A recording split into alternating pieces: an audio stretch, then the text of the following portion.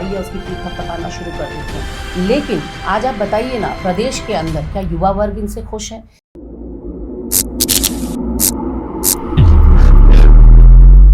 पहले नमस्कार, लेकिन नमस्कार के साथ ही एक चीज और जो मेरी हाथों में आपको दिखाई देगी, चिट्ठियों का दौर चल रहा है बड़ा जबरदस्त तरीके से।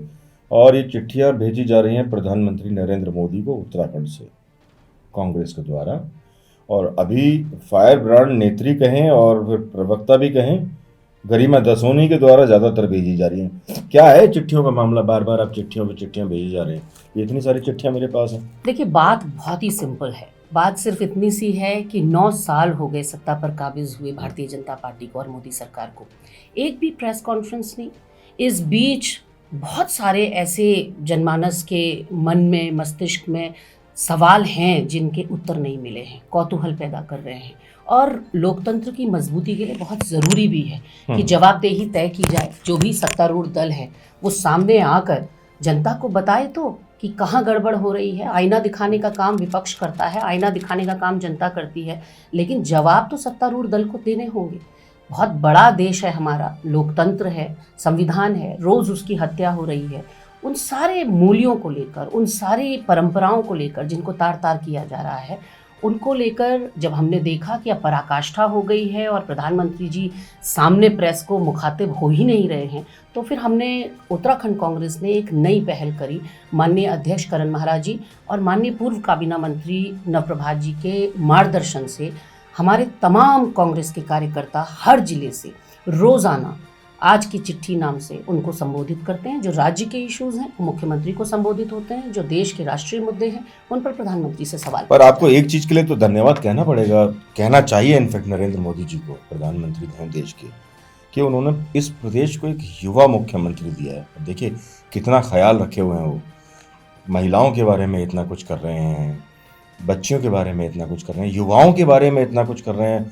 लगातार उनके नकल विरोधी कानून जैसी चीज मैं भी सुन रहा था, इतना कुछ तो कर रहे हैं आप, देखिए फिर भी आप लगातार शिकायत पे शिकायत करे जा रहे हैं। धामी जी आए तो एक आशा की किरण युवाओं में जरूर बधी, लेकिन जो उनका पिछला 1 साल का कार्यकाल रहा है वो ब्लंडर्स रहे हैं। मैं छोटी मोटी गलतियां नहीं कहूँगी, पाप कहूँगी जो धामी सरकार से हुए हैं। पाप ये कि आप उत्तराखंड की अस्मिता को नहीं बचा पाए। आप अंकिता हत्याकांड के किसी सवाल के जवाब आपके पास नहीं है। बुलडोज़र क्यों चलाया गया, आग वहाँ कैसे लगी, पुलिस अभिरक्षा में होने के बावजूद भी कैसे वहाँ आवागमन चालू रहा, क्यों सीबीआई जांच नहीं हो रही, कौन वो वीआईपी था, ये सारे सवाल हैं जो अनुत्तरित हैं। तो ऐसे में केवल अंकिता हत्याकांड पर ही नहीं रुकेंगे। किरण नेगी के लिए आपने क्या किया? जिला कोर्ट जो है फांसी की सज़ा देती है, दिल्ली कोर्ट फांसी की सज़ा देती है, लेकिन उच्चतम न्यायालय चारों को बरी कर देती है, लेकिन आप मूकदर्शक बनकर बैठे रहते हैं। अगर हत्या उन चारों ने नहीं की तो फिर किसने की? किरण नेगी क्या गायब हो? धामी जी की क्या गलती है? धामी जी की गलती यह है कि जो प्रोएक्टिवनेस हमने उनसे एक्सपेक्ट की थी पुष्कर सिंह धामी से, वो उनमें दिखाई नहीं पड़ी। युवा मुख्यमंत्री होते हुए किस तरह से युवाओं के ऊपर लाठीचार्ज बर्बर तरीके से यहाँ 8-9 फरवरी को किया गया, वो सब हम उसके प्रत्यक्षदर्शी हैं कि युवा अपना जेन्युइन अधिकार मांग रहे थे, कोई भीख नहीं मांग रहे थे। और वो ये नहीं कह रहे थे कि हम जितने सड़कों पर उतरे हैं हम सबको नौकरी पर रख लीजिए। वो एक पारदर्शी सिस्टम मांग रहे थे आपसे। वो लोक सेवा आयोग और अधीनस्थ सेवा चयन आयोग की कील नोकें ठीक करने की आपसे आग्रह कर रहे थे। उसके ऊपर आपने लाठीचार्ज करवा दिया, युवाओं को जेल में ठूस दिया। एक नहीं, आपने 9 गंभीर धाराएं लगा दी। यानी कि उन मासूम युवाओं को जिनकी ज़िंदगी अभी शुरू हुई थी, जिन्होंने रंगीन सपने देखे थे, आपने एक झटके से उनको क्रिमिनल बना दिया। पत्थर मार रहे थे वो लोग?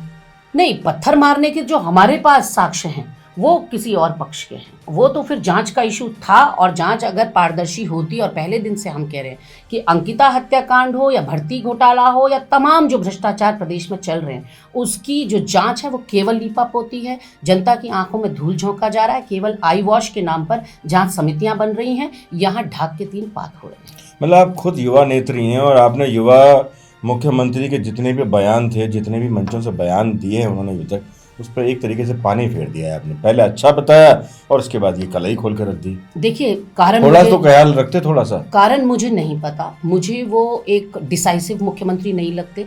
डिसाइसिव मुख्यमंत्री होते तो शायद आज कानून व्यवस्था की यह हालत ना होती। आपके 6-6 पार्षद जाके अंसल ग्रीन वैली में नंगा नाच करते हैं।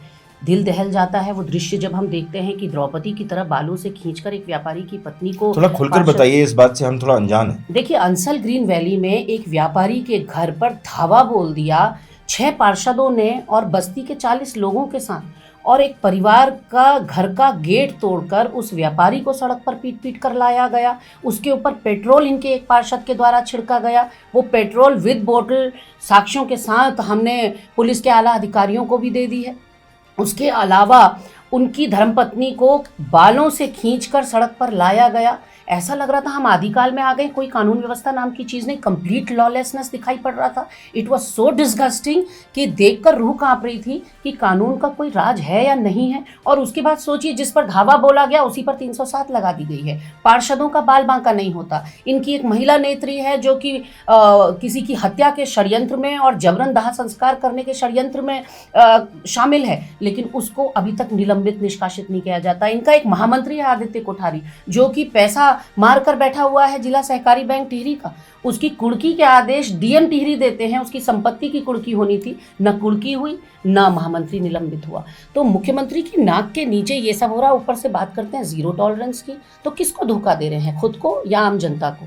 ऐसे में मुझे लगता है अब बेनकाब हो गई है भाजपा। इनका चाल चरित्र चेहरा सबके सामने आ गया है। बलात्कारियों की पार्टी ये साबित हो गई है। संजय कुमार, महेश नेगी, सुरेश राठौर, तमाम ऐसे लोग हैं जिन्होंने ना केवल डेरोगेटरी रिमार्क्स दिए हैं महिलाओं के लिए, बल्कि यौन उत्पीड़न किया है महिलाओं का। और ऐसे पदाधिकारी जिस दल में शामिल हैं, उनकी महिला नेत्रियों के ज़मीर को मैं सच में लानत भेजती हूँ कि आपको आपके महानगर अध्यक्ष रहते हुए विनय गोयल कहते हैं कि अच्छे घर की महिलाएं राजनीति में नहीं आती, और आप रिटेलिएट तक नहीं करती, आप रिएक्ट तक नहीं करती। वो कहते हैं कि प्रांत प्रचारकों की भी शारीरिक ज़रूरत है और एक महिला को राजनीति में आने से पहले मेंटली प्रिपेयर होकर आना चाहिए। क्या ये बयान ऑन रिकॉर्ड है? बिल्कुल ऑन रिकॉर्ड। इसके वीडियोस हैं, इसकी पेपर कटिंग्स हैं। आप जब कहें चाहिए तो मैं मुहैया और ये किसने एक बार हमारे दर्शकों को और बताइए ये किसका बयान है? देखिए, ये भाजपा के तत्कालीन महानगर अध्यक्ष विनय गोयल, प्रदेश प्रवक्ता कई बार रह चुके हैं। उन्होंने न सिर्फ महिलाओं के लिए इस तरह के रिमार्क्स किए हैं कि अच्छे घर की महिलाएं राजनीति में नहीं आती, उन्होंने ये कहा कि प्रांत प्रचारकों की भी शारीरिक ज़रूरत होती है और यदि कोई महिला राजनीति में आती है तो उसको मेंटली प्रिपेयर होकर आना चाहिए कि उसको मॉलेस्ट किया जाएगा शारीरिक या मानसिक रूप से। वहीं उन्होंने दलितों के लिए कहा कि जितने भी दलित वर्ग के लोग हैं, समुदाय के लोग हैं, वो गलत धंधों में संलिप्त रहते हैं, या तो शराब में या खनन में।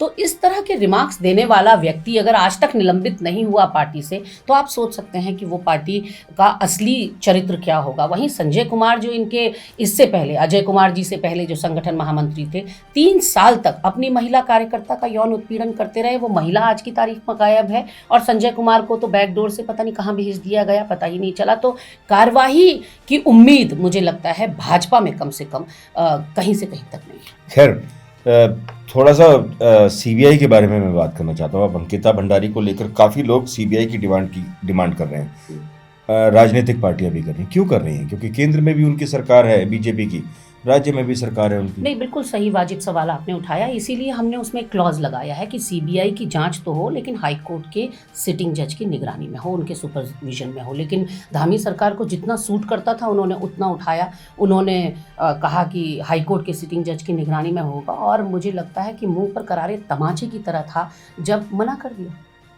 हाईकोर्ट ने मना कर दिया कि हमारे परिधि से बाहर है, हम नहीं करेंगे इसकी निगरानी, क्योंकि सर से पानी ऊपर उठ चुका था। सारे साक्ष्य और सबूत तो आप मिटा चुके थे, बुलडोज़र चलाकर, 2 बार आग लगवाकर। और आज तक सोचिए, ये यक्ष प्रश्न बना हुआ है। छोटा सा हमारा प्रदेश है, वो व्यक्ति खोजे नहीं मिल रहा है जिसने बुलडोज़र चलाया हो। यह आपकी जांच समितियां काम कर रही हैं।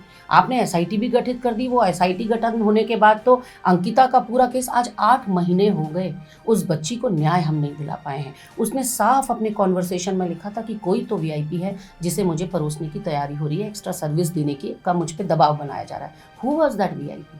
चलिए, वीआईपी भी आप नहीं बताएंगे, बुलडोज़र किसने चलाया वो आप नहीं बताएंगे, आग किसने लगाई वो आप नहीं बताएंगे। सारे साक्ष्य और सबूत हूबहू जैसे किरण नेगी के केस में उच्चतम न्यायालय पहुंचने तक सारे सबूत मिटा दिए गए, क्योंकि 2012 का केस था और दिल्ली हाई कोर्ट ने जिला कोर्ट के फैसले को यथावत रखा था, फांसी के फैसले को यथावत रखा था। फिर दिल्ली हाई कोर्ट से सुप्रीम कोर्ट तक पहुंचने तक सबूत कहाँ गायब हो गए?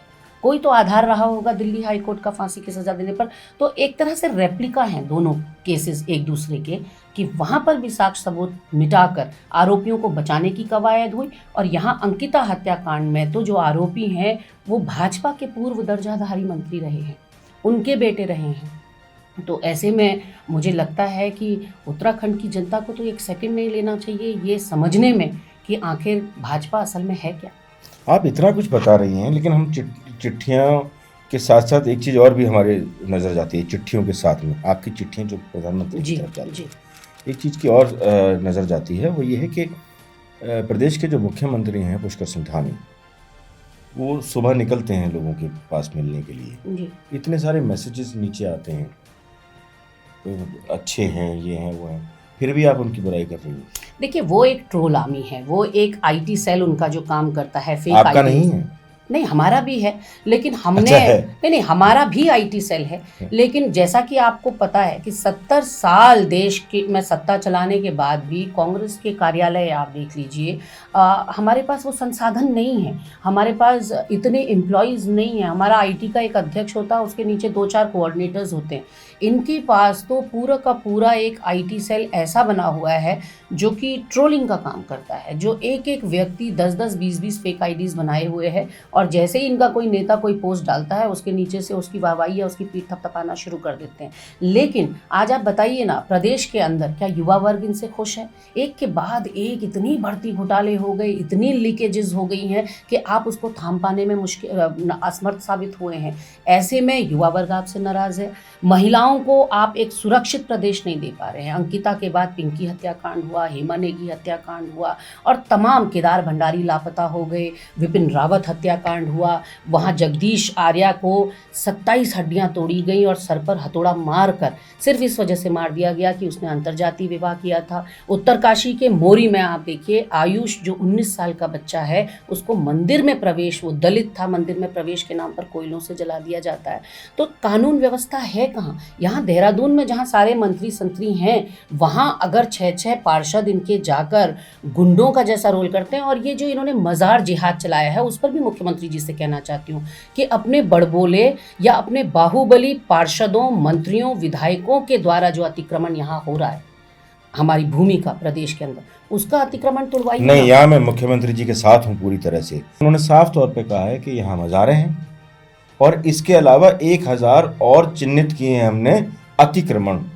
अब वो देखो, उन्होंने तो बोला है अपनी तरफ से, आप सिर्फ मज़ार बोल देखिए, रहे हैं। ये कांग्रेस के प्रेशराइज करने के बाद मुख्यमंत्री ने यू टर्न लिया है। काफी बातों में मुख्यमंत्री यू टर्न ले रहे हैं। मुख्यमंत्री ने पहले ही बयान दिया है कि मज़ारों के अलावा और भी बहुत सारी चीजें, उन्होंने 1000 चिन्हित। अच्छी बात है, हमने तो स्वागत किया। सरकारी भूमि पे अतिक्रमण की इजाजत किसी को भी नहीं होनी चाहिए, चाहे वो व्यक्ति विशेष हो, चाहे वो संस्था विशेष हो, चाहे वो सत्तारूढ़ दल का हो, चाहे वो विपक्षी पार्टी का हो। आप अतिक्रमण बिल्कुल तोड़िए, लेकिन मुख्यमंत्री जब अपने ऑफिशियल ट्विटर हैंडल से मज़ार जिहाद जैसा शब्द इस्तेमाल करते हैं तो बहुत लज्जा आती है कि हमारी देवभूमि का मुख्यमंत्री ऐसा है जो समाज को बांटने का काम कर रहा है, जो तुष्टीकरण करने का काम कर रहा है। क्योंकि आप सारे फ्रंट्स पर फेलियर हैं। आप किसानों को मुआवजा नहीं दे पा रहे हैं, उनके बंद पड़ी चीनी मिलें स्टार्ट नहीं करवा पा रहे हैं, आप गन्ना का आप समर्थन मूल्य घोषित नहीं कर पा रहे हैं, उसमें बढ़ोतरी नहीं कर पा रहे हैं, तो किसान वर्ग आपसे नाराज़ है। व्यापारी आपसे जीएसटी और नोटबंदी के चलते पहले ही नाराज़ था। कितने हज़ारों ऐसे एमएसएमईज हैं हमारे जो छोड़कर चले गए हैं, लघु उद्योग बंद होने की कगार पर हैं। तो ऐसे में आपसे कोई वर्ग क्योंकि आज खुश नहीं है, और एंटी इनकम्बेंसी इतनी तगड़ी आपके खिलाफ चल रही है, स्वयं आपकी पार्टी के अंदर आपको बदलने की कवायद रोज़ चलती है और सुगबुगाहट रोज़ सुनाई पड़ती है। ऐसे में आपने सोचा कि धर्म ही वो मुद्दा है जिसको आप डूबते को तिनके का सहारा की तरह यूज़ कर सकते हैं, एक नैया की तरह अपनी वैतरणी पार करने के लिए यूज़ कर सकते हैं। और तारनहार आपको लगा मज़ारों का ध्वस्तीकरण, और आपने मज़ार जिहाद जैसा वर्ड यूज़ कर दिया। आप कहते ना तमाम अतिक्रमण तोड़े जाएंगे। हाँ, अब ज़रूर मुख्यमंत्री बैकफुट पर आते दिखाई पड़ रहे हैं, और अब उनके बयानों में कहीं नरमी है, क्योंकि अब सुना है कि कई सारे और प्रतिष्ठान हैं जिनके अतिक्रमण हैं उनको कितना तोड़ेंगे कितना नहीं तोड़ेंगे वो तो भविष्य के गर्भ में है। क्या पता ऊपर दिल्ली वालों का डंडा आ जाए और अतिक्रमण की जो मुहिम है वो आधे में ही इनको ब्रेक लगानी पड़े, क्योंकि रिमोट कंट्रोल ऊपर है। लेकिन निश्चित रूप से मुख्यमंत्री ने देवस्थानम बोर्ड को बदला। ऐसा लगता है कि त्रिवेंद्र जी से कोई खास इनकी दुश्मनी है, उनके लिए वे तमाम फैसलों को पलटा जा रहा है। जिला विकास प्राधिकरण त्रिवेंद्र रावत जी लाए थे और बंशीधर भगत जी ने तीरथ रावत से निरस्त करवा दिया था। उसके बाद अब पुष्कर सिंह धामी फिर जिला विकास प्राधिकरण ला रहे हैं। तो कहीं ना कहीं उनके फैसलों को बदलते हुए पुष्कर सिंह धामी जी दिख रहे हैं, लेकिन जो इनके दल के अंदर जो अंतरकलह, अंतर्द्वंद या सिर्फ उटव्वल है वो कहीं थमने का नाम नहीं ले रही। पिछले 10 दिन के अगर आपको प्रकरण बताऊं तो पुलिस प्रशासन बुलाना पड़ा। पर ये आपके साथ भी है काफी ज्यादा। नहीं, हमारी पार्टी के अंदर पुलिस प्रशासन, आपके यहाँ जितने विधायक हैं उतने ही लगभग गुट बने हुए हैं। नहीं, देखिए ये लोकतंत्र है कांग्रेस का, और कांग्रेस हमेशा इस बात के लिए लोकतंत्र में आपस में लड़ाई भी दिखाई देती है। नहीं, लड़ाई सड़क पर कहीं नहीं हो रही है। विधायक अपनी बात रख रहे हैं। मैं जो 3 प्रकरण आपको बता रही हूँ, हेलीपैड से सूबे के पूर्व मुख्यमंत्री तीरथ रावत को वापस भेज दिया जाता है अमित शाह जब हरिद्वार में कार्यक्रम में आते हैं। आप सोचिए, सूबे का एक पूर्व मुख्यमंत्री जिसने कमान संभाली हो प्रदेश की, वो होस्ट तक नहीं हो सकता गृह मंत्री का। तो ये उनके वहाँ लोकतंत्र है। वहीं दूसरा प्रकरण तब आया, हल्द्वानी में रात को 10 बजे पुलिस प्रशासन बुलाना पड़ा। 2 पदाधिकारियों के बीच में जूतम पैजार हो गई। ऐसा आपको कांग्रेस में आखिर कब देखने को मिलता है? कांग्रेस में अपनी बात लोग ज़रूर रखते हैं, और बात जो है हाई कमान जो हमारा है उसकी पैनी निगाह आपने देखा होगा उत्तराखंड पे है। अंकिता हत्याकांड पे हमारे सुप्रीम लीडर्स ने ट्वीट किया और अपनी संवेदनाएं व्यक्त करी। हमारे भर्ती घोटाले पर, अंकिता हत्याकांड पर तो भारत जोड़ो का एक पूरा दिन समर्पित किया दक्षिण भारत में राहुल जी ने। उसके बाद जोशीमठ भू धसाव जब हुआ तो जम्मू कश्मीर में एक दिन की पूरी यात्रा समर्पित रही जोशीमठ के प्रभावितों के लिए। तो सॉलिडेरिटी शो करने के लिए और संवेदनाएं शो करने के लिए हमारा हाईकमान बहुत ज़्यादा सजग है, बहुत जागरूक और बहुत गंभीरता से वो उत्तराखंड को लेता है। और यहाँ का जो राजनीतिक घटनाक्रम है उसके ऊपर भी उनकी नज़र है। तो हर एक विधायक, हर एक, पर क्या राहुल गांधी कभी इस बारे में चर्चा नहीं करते हैं यहाँ के नेताओं से? एक आम राय बनती चली जा रही है कि कांग्रेस मित्र विपक्ष की भूमिका निभाता रहता है। जब आप किसी प्रदर्शन को करते हैं तो गिने चुने लोग वहाँ पर होते हैं, अलग अलग बटे हुए लोग होते हैं। तो क्या राहुल गांधी की नज़र उत्तराखंड में कांग्रेस पर नहीं रहती है पूरी तरह से? मैं देखिए आपकी बातों से सहमत नहीं हूँ। कुछ प्रदेश में ऐसी घटनाएं घटी और कुछ देश में ऐसी घटनाएं घटी कि कांग्रेस पार्टी पिछले 1 साल से तो सड़कों पर ही है। गैरसैंण में आपने हमारा माननीय करण मेहरा जी जो हमारे अध्यक्ष हैं उनके नेतृत्व में वृहद प्रदर्शन देखा होगा। एक आक्रामकता आपको युवाओं में वहाँ देखने को मिली होगी, और ये तब हुआ जब जगह जगह पर हमारे कार्यकर्ताओं को रोक दिया गया। 8-8, 10-10 किलोमीटर पैदल चलकर कार्यकर्ता गैरसैंण भराड़ीसैंण पहुंचे थे विरोध प्रदर्शन करने के लिए। उसके अलावा हमने कई बार राजभवन कूच किया है, कई बार सचिवालय कूच किया है, कई बार विधानसभा कूच किया है, और सब में जो संख्या है वो भारी भरकम रही है और युवाओं का सबसे ज़्यादा इसमें रोल रहा है। जो राज्य की घटनाएं मैं आपको बता रही हूँ ज्वलंत जो थी, वो अंकिता हत्याकांड में उसके लिए न्याय हमें चाहिए था, विधानसभा बैकडोर नियुक्तियाँ थीं, उसके अलावा हमारे वहाँ भर्ती घोटाला जो चल रहा था, हमने 1 हफ्ते तक वृहद प्रदर्शन किया। युवाओं के ऊपर जो धाराएं लगी थी हम उनको हटवाना चाहते थे, और हम सक्सेसफुल भी हुए हैं बहुत सारे। गरिमा जी, मैं आपकी बात काट कर एक बात कह रहा हूं कि आपकी जो आवाज है उसमें तो थोड़ा सा तीखापन दिखाई देता है, पर आपसे पहले पूर्व मुख्यमंत्री हरीश रावत एक इंटरव्यू देकर गए हैं हमको यहाँ जी, उनका थोड़ा सॉफ्ट कॉर्नर सा नजर आता है पक्ष की तरफ। देखिए बहुत सीनियर हैं माननीय हरीश रावत जी, और मुझे लगता है कि केवल कांग्रेस पार्टी के ही संरक्षक या अभिभावक नहीं हैं, पूरे उत्तराखंड के हैं। और जितनी बारीकी से गाढ़ गधेरों को या उत्तराखंड की नब्ज को, यहाँ की संस्कृति, पहनावे, खान पान को वो समझते हैं, उतना कोई नहीं। एक तरह से आजकल भगत दास से भी मुलाकात का दौर लगातार जारी है। मैं उनको 2 चल क्या रहा है पर्दे के पीछे, कुछ पता चल पा रहा है आपको? मैं वही आपको बता रही थी कि मैं उनको 2 उपनामों से पुकारती हूँ। एक तो वो भीष्म पितामह हैं, केवल कांग्रेस के लिए नहीं, मुझे लगता है कि भाजपा के भी कई नेता और कई जो विद्यार्थी हैं राजनीति के और आना चाहते हैं, एस्पायरिंग पॉलिटिशियंस हैं, उनको हरीश रावत जी से बहुत कुछ सीखने को मिलता होगा। और एनसाइक्लोपीडिया मैं उन्हें कहती हूँ, क्योंकि ऐसी कोई शायद क्षेत्र नहीं है, फील्ड नहीं है जिसकी जानकारी उनको ना हो। तो लाभान्वित अगर प्रदेश उनसे होना चाहे तो फिर उनकी चरणों में बैठ के ही, सर पर बैठ के तो मिलेगा नहीं। तो ऐसे में कोश्यारी जी और वो क्योंकि एक ही काल से आते हैं और लगभग दोनों की, कोश्यारी जी की आरएसएस और भाजपा में जो तपस्या रही है वैसी ही तपस्या कुछ हरीश रावत जी की रही है। तो उनका आपस में तुलना या उनकी आपस में प्रगाढ़ता होना तो लाजमी बात है। और कई बार क्या होता है कि डिफरेंस ऑफ ओपिनियन या वैचारिक मतभेद अपनी जगह पर होते हैं और व्यक्तिगत संबंध अपनी जगह पर होते हैं, तो वहाँ कंप्रोमाइज़ नहीं होना चाहिए। आपने हरीश रावत जी को एक बहुत बड़ा नाम दे दिया, भीष्म पितामह, तो फिर ऐसा क्यों है कि भीष्म पितामह को जनता का समर्थन जैसा कहते हैं वो पूरी तरह से नहीं मिल पा रहा, लगातार हार का सामना करना पड़ रहा है? देखिए, मुझे ऐसा लगता है कि भाग्य से ये बाहर जनता की वजह से है या इंटरनल पॉलिटिक्स आपकी कांग्रेस की वजह से?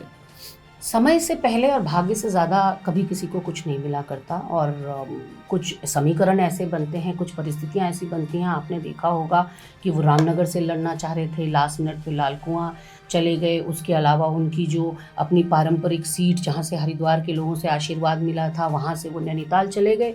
तो कुछ उनके अपने निर्णय हैं जो जिसमें वो चूक गए। मुझे ऐसा लगता है कि कुछ अपने व्यक्तिगत निर्णय उनके ख़राब रहे अपने संबंध में, और कुछ मुझे लगता है कि उत्तराखंड की जनता ने उन्हें समझने में भूल की है। एक चीज़ मैं अब आपके ऊपर आ रहा हूँ वापस, हालांकि ये बड़ा सुखद है समझना और देखना और महसूस करना इसको। राजनीति में, उत्तराखंड की राजनीति की खासकर मैं बात करूँ, युवा नेता सामने आ रहे हैं जिसमें आपका नाम है जी। नेहा जोशी जो बीजेपी से आती हैं वो हैं, एक अनुकृति गुसाई हैं जी। वो आती हैं। क्या लग रहा है, राजनीति पलटने वाली है, बदलने वाली है? देखिए, ये तो भविष्य बताएगा कि कितना पलटेगी कितना नहीं, लेकिन डेफिनेटली मुझे अफसोस तब होता है, चाहे वो भाजपा का हो चाहे वो कांग्रेस का हो, अफसोस तब होता है जब युवा भी राजनीति में आने के बाद वही ढर्रा पकड़ लेते हैं। जो कहते हैं ना अंग्रेजी में, power corrupts man, absolute power corrupts him absolutely. तो वही चीज़ होते हुए दिखती है कि युवा जब राजनीति में प्रवेश करता है तो बहुत जोश और खरोश के साथ करता है, सिस्टम बदल देने की ठान लेता है और गंदगी साफ करने की बात करता है। लेकिन एक बार जब पावर हाथ में आ जाती है तो उसके बाद देखने को मिलता है कि वो भी पुराने ढर्रे पर चल पड़ा है और जस का तस सिस्टम अपनी जगह पर खड़ा है। वो बहुत दुर्भाग्यपूर्ण है। अगर युवाओं में जो वो ठान के आ रहे हैं वो करने की पूरी क्षमता है और दृढ़ निश्चय है और इच्छा शक्ति है, तो definitely it is a welcoming step कि युवाओं को मौका मिलना चाहिए। मेरी पार्टी ने तो शुरू कर दिया। उदयपुर महाअधिवेशन के बाद 50% हमारे पदाधिकारी, हमारी हर समिति में 50% हम 50 साल से नीचे के लोगों को मौका दे रहे हैं, क्योंकि नई सोच होगी तो आउट ऑफ बॉक्स थिंकिंग होगी। और जो आज हमारा युवा भारत है उसके लिए अगर कुछ कर सकने की क्षमता है तो वो युवाओं में ही है।